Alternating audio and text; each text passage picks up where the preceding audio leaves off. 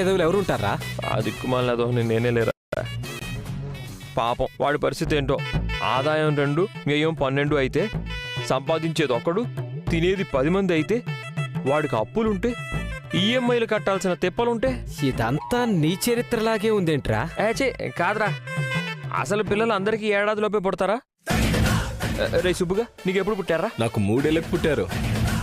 నాకైతే ఏడాదికి ఒకరు పుట్టారు. ఎందుకు పుట్టరు? నువ్వు ట్యాక్సీ స్టాండ్లో తక్కువ, ఇంట్లోనే ఎక్కువ ఉంటావు కదా. ఏడాదికి ఒకరు పుట్టారా? వామ్మో, ఎదవులు ఎవరు ఉంటారా? ఆ దిక్కుమాలదో నేనే లేరా. పాపం వాడి పరిస్థితి ఏంటో.